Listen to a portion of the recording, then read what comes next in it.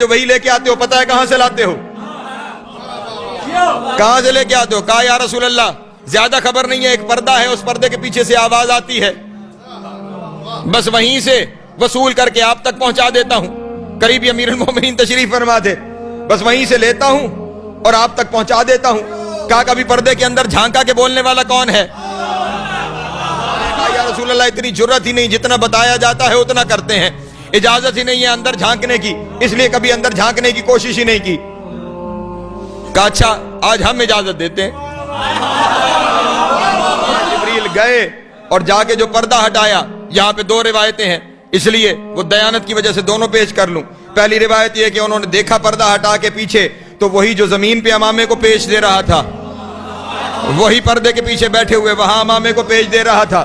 اور دوسری روایت یہ ہے جب پردے کو ہٹا کے دیکھا تو پیچھے ولیوں کا ولی علی نظر آیا، وہاں امیر کائنات نظر آئے، اور اب پھر جبریل واپس آئے تو اب نور کی پیشانی پہ پسینہ ہے۔ بندے تو بندے رہ گئے، نور کی پیشانی پہ پسینہ ہے۔ یا رسول اللہ معاملہ کیا ہے؟ یہاں آپ تشریف فرما ہیں، آپ کا بھائی آپ کے پہلو میں بیٹھا ہوا ہے اور وہاں پردے کے پیچھے بھی یہی بیٹھا ہوا ہے، اگر آپ نے ایک دوسرے کو ہی باتیں بتانی ہیں، اس وقت رسول اللہ نے ارشاد فرمایا جبریل ہمیں تمہاری حاجت نہیں ہے، معاملہ اتنا یہ ہے کہ منصب نبوت کی ضرورتوں میں سے وہی ہے،